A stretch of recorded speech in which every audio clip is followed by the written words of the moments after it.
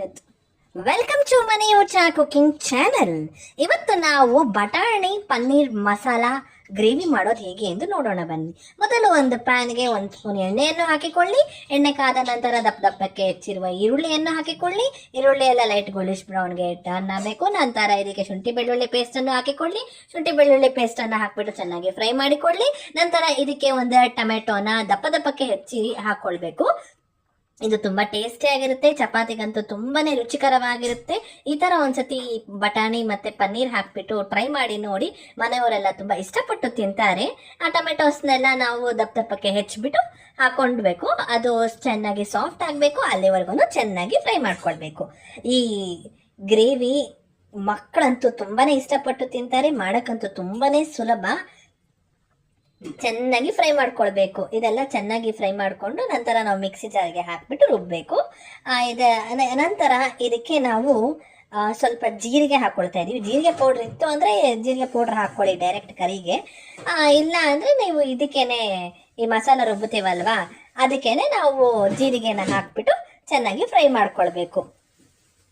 ನೋಡಿ, 1 tea spoon ಆಗುವಷ್ಟು ಜೀರಿಗೆಯನ್ನು ಹಾಕಿಕೊಳ್ತಾ ಇದ್ದೀವಿ.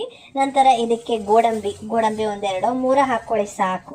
2-3 ಗೋಡಂಬಿ ಹಾಕ್ಕೊಂಡ್ರೆ ಸಾಕಾಗುತ್ತೆ. ಹಾಕ್ಬಿಟ್ಟು ಅದನ್ನು ಹಾಕಿ ಸ್ವಲ್ಪ ಚೆನ್ನಾಗಿ ಫ್ರೈ ಮಾಡಿಬಿಟ್ಟು ನಾವು ಮಿಕ್ಸಿ ಜಾರ್ ತಣ್ಣಗಾದ ನಂತರ ಮಿಕ್ಸಿ ಜಾರಿಗೆ ಹಾಕಿ ನುಣ್ಣಗೆ ಪೇಸ್ಟ್ ಮಾಡಿ ಇಟ್ಕೊಳ್ಬೇಕು. ಪೇಸ್ಟ್ ಮಾಡಿ ಸೈಡ್ಗೆ ಎತ್ತಿಟ್ಕೊಳ್ಳಿ. ನೀವು ಮಿಕ್ಸಿ ಜಾರ್ಗೆ ಹಾಕ್ಬಿಟ್ಟು ಪೇಸ್ಟ್ ಮಾಡಿ ಸೈಡ್ಗೆ ಎತ್ತಿಟ್ಕೊಳ್ಳಿ. ನಂತರ ಅದೇ ಪ್ಯಾನ್ಗೆ ನಾವು 1-2 ಸ್ಪೂನ್ ಎಣ್ಣೆಯನ್ನು ಹಾಕ್ಕೊಳ್ತಾ ಇದ್ದೀವಿ. ಆ ಎಣ್ಣೆ ಕಾದ ನಂತರ ಒಂದು ಪಲಾವ್ ಎಲೆ ಹಾಕ್ಕೊಳ್ತಾ ಇದ್ದೀವಿ. ನಂತರ ನಿಮ್ಮ ಖಾರಕ್ಕೆ ಅನುಗುಣವಾಗಿ ಚಿಲ್ಲಿ ಪೌಡರನ್ನು ಹಾಕಿಕೊಳ್ಳಿ. ಚಿಲ್ಲಿ ಪೌಡರ್ ಬೇಡ ಅಂದರೆ ನೀವು ಹಸಿಮೆಣಸಿನ್ಕಾಯಿ ಹಾಕ್ಬಿಟ್ಟು ರುಬ್ಕೊಳ್ಬೋದು. ನೀವು ಟೊಮೆಟೋಸ್ ಎಲ್ಲ ಹಾಕಿ ಹಸಿಮೆಣಸಿನ್ಕಾಯಿ ಹಾಕಿ ರುಬ್ಕೊಳ್ಬೋದು. ಇವಾಗಲೇ ನಾವು ಬಟಾಣಿ ಹಾಕ್ತಾ ಇದ್ದೀವಿ. ಇದು ಹಸಿ ಬಟಾಣಿ, ನಾವು ಫ್ರೋಝನ್ ಪೀಸ್ ಎಲ್ಲ ಹಾಕ್ತಾ ಇರೋದು. ಇದು ಹಸಿ ಬಟಾಣಿ. ಅದನ್ನು ಹಾಕ್ಬಿಟ್ಟು ಸ್ವಲ್ಪ ಚೆನ್ನಾಗಿ ಫ್ರೈ ಮಾಡ್ಕೊಳ್ಬೇಕು. ಅದು ಸ್ವಲ್ಪ ಚೆನ್ನಾಗಿ ಫ್ರೈ ಆದ ನಂತರ ನಾವು ಮಸಾಲ ರುಬ್ಬಿರ್ತೀವಲ್ವಾ, ಫ್ರೈ ಮಾಡಿಬಿಟ್ಟು ಮಸಾಲನೆಲ್ಲ ರುಬ್ಬಿ ಸೈಡ್ಗೆ ಎತ್ತಿಟ್ಕೊಂಡಿರ್ತೀವಲ್ವಾ, ಆ ಮಸಾಲೆನ ಹಾಕ್ಬಿಟ್ಟು ಅದನ್ನು ಚೆನ್ನಾಗಿ ಎಣ್ಣೆ ಬಿಡೋವರೆಗೂ ಚೆನ್ನಾಗಿ ಫ್ರೈ ಮಾಡ್ಕೊಳ್ಬೇಕು. ಇವಾಗಲೇ ನಿಮಗೆ ನೀರು ಕನ್ಸಿಸ್ಟೆನ್ಸಿ ಎಷ್ಟು ಬೇಕೋ ಅಷ್ಟನ್ನು ಹಾಕ್ಕೊಳ್ಳಿ.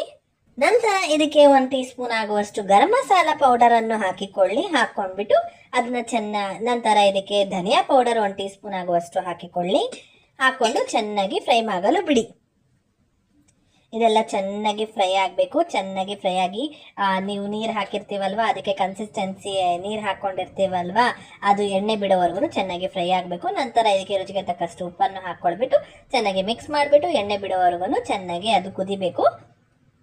ನಿಮಗೇನಾದರೂ ಅಕಸ್ಮಾತ್ ಪಲಾವ್ ಎಲೆ ಬೇಡ ಅಂದರೆ ಅದನ್ನು ಸೈಡ್ಗೆ ಎತ್ತಿಬಿಟ್ಟು ಬಿಸಾಕ್ಬಿಡಿ. ಅದು ಚೆನ್ನಾಗಿ ಆಯಿಲಲ್ಲೆಲ್ಲ ಚೆನ್ನಾಗಿ ಫ್ಲೇವರ್ ಬಿಡುತ್ತಲ್ವ, ಸಾಕಷ್ಟೇ. ನಂತರ ಇದು ಚೆನ್ನಾಗಿ ಎಣ್ಣೆ ಬಿಟ್ಟ ನಂತರ ಇವಾಗ ಪನ್ನೀರ್ ಕ್ಯೂಬ್ಸ್ನ ಹಾಕ್ಬಿಟ್ಟು 1-2 ನಿಮಿಷ ಕುದಿಸ್ಬೇಕಷ್ಟೇ. ತುಂಬಾ ಕುದಿಸೋಂಗಿಲ್ಲ, ಅಷ್ಟೇ. ತುಂಬ ಕುದಿಸ್ಬಿಟ್ರೆ ಅದೇನಾಗುತ್ತೆ, ಪನ್ನೀರೆಲ್ಲ ಹೊಡ್ಕೊಳು ಆಗೋಗುತ್ತೆ. ಅದಕ್ಕೋಸ್ಕರ ಸ್ವಲ್ಪ ಮೇಲ್ಮೇಲೆ ಮಿಕ್ಸ್ ಮಾಡಬೇಕು ಇದನ್ನು. ಸೊ ಉಪ್ಪು ಖಾರ ಸರಿ ಇದೆಯಾ ಇಲ್ವಾ ಅಂತ ನೋಡಿಕೊಂಡು, ನಿಮಗೇನಾದರೂ ಖಾರದ ಪುಡಿ ಬೇಕು ಅಂದರೆ, ಖಾರ ಜಾಸ್ತಿ ಬೇಕು ಅಂದರೆ ಈಗಲೇ ಅದನ್ನು ಅಡ್ಜಸ್ಟ್ ಮಾಡಿಕೊಂಡು ಸ್ವಲ್ಪ 1-2 ನಿಮಿಷ ಚೆನ್ನಾಗಿ ಕುದಿಸ್ಬಿಟ್ಟು ಆಫ್ ಮಾಡಿಬಿಡಿ. ನಮಗೆ ಉಪ್ಪು ಸ್ವಲ್ಪ ಕಮ್ಮಿ ಇತ್ತು, ಅದಕ್ಕೋಸ್ಕರ ಒಂಚೂರು ಉಪ್ಪು ಹಾಕ್ಕೊಳ್ತಾ ಇದ್ದೀವಿ. ನೀವು 1-2 ಸೆಕೆಂಡ್ ಕುದಿಸ್ಬಿಟ್ಟು ಆಫ್ ಮಾಡ್ಕೊಂಬಿಡಿ. ಅಷ್ಟೇ, ಪನ್ನೀರ್ ಕರಿ ಸವಿಯಲು ಸಿದ್ಧ. ಮಾಡ್ಕೊಳ್ಳಿ, ತಿನ್ಕೊಳ್ಳಿ. ನಿಮಗೇನಾದರೂ ನಮ್ಮ ಚಾನಲ್ ಇಷ್ಟವಾದಲ್ಲಿ ಪ್ಲೀಸ್ ಲೈಕ್, ಶೇರ್, ಸಬ್ಸ್ಕ್ರೈಬ್ ಮಾಡಲು ಮಾತ್ರ ಮರಿಬೇಡಿ. Thank you for watching.